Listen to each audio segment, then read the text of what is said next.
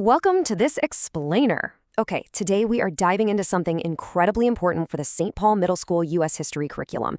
We are gearing up for Unit 8, Lesson 1, which is titled A World in Flames. But look, to really unpack the massive global conflicts of that era, we've got to review the journey that actually got us there. We're going to seriously sharpen your historical skills today. We're talking claims, evidence, perspectives, and consequences. And the best part? We're going to practice transferring that reasoning to completely new situations. So let's jump right in. Here is our agenda for today. First, the U.S. history journey. Second, Unit 1, colonization and conflict. Third, Unit 3, forming an identity.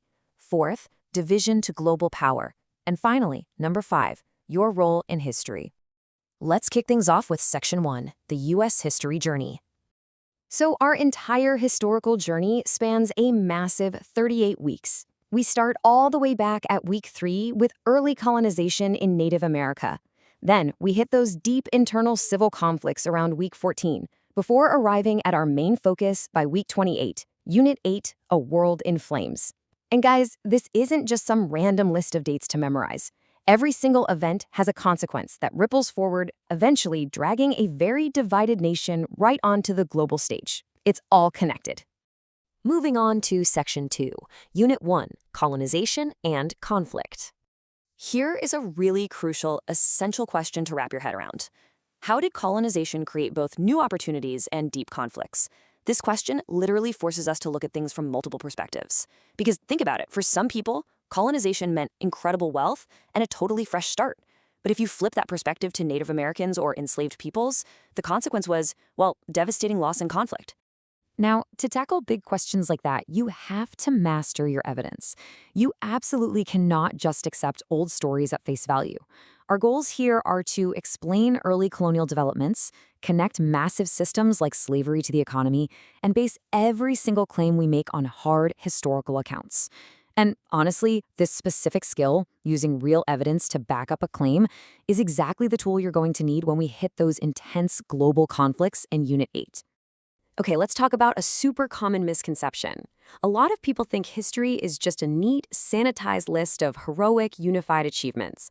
That's actually just mythology, right? Real history requires you to completely break past those myths. We have to look objectively at the evidence and understand the messy, complicated realities of our past.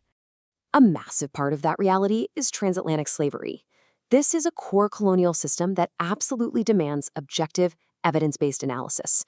If we want to understand how the colonies grew economically, we have to objectively analyze the severe human consequences that literally fueled that growth.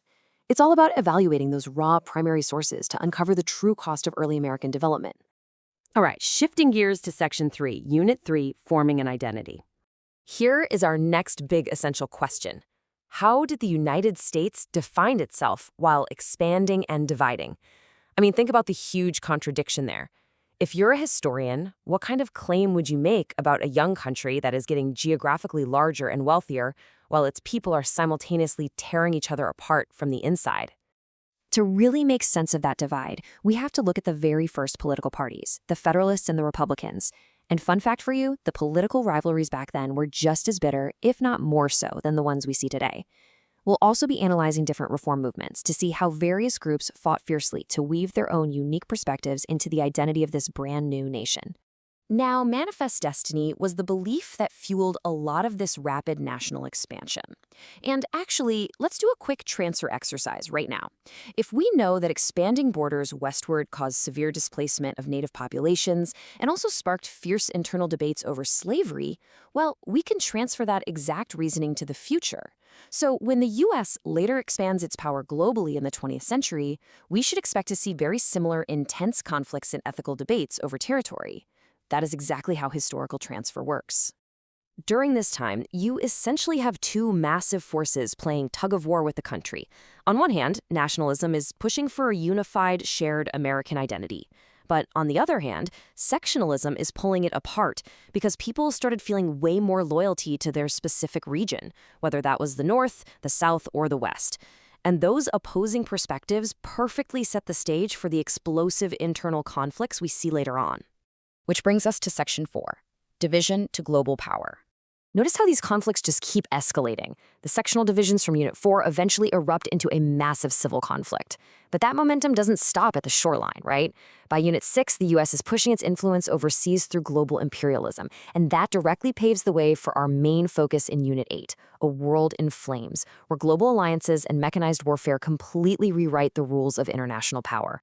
The historical whiplash of this era is honestly incredible. I mean, Unit 7 is deeply domestic. You have the cultural highs of the Jazz Age crashing straight into the devastating lows of the Great Depression and the New Deal. But then, Unit 8 violently shifts our perspective outward to a world in flames. When you're studying the origins of World War II, Pearl Harbor, or the atomic bomb debate, you aren't just memorizing old battles. You are looking at the evidence to understand the massive, world-altering consequences of the choices the United States made on the global stage. And that leads us to our final section, number 5, your role in history. It is time for a quick student check. So, we've reviewed how to analyze perspectives, weigh evidence, and track consequences all the way from early colonization up through World War II. Now, I want you to look at your own life. How do these exact historical tensions shape the world you are living in today? Can you transfer the reasoning behind 19th century expansion to modern debates we have about global influence? I am going to leave you with this final reflection prompt. As we move into the last chapters of the year covering challenges for a new century, which historical lessons from A World in Flames will you transfer to understand our future? The skills you've been building, analyzing claims, gathering evidence, and understanding consequences, those are your absolute best tools for navigating tomorrow. Thanks so much for joining me on this explainer, and get ready to put those historical skills to work.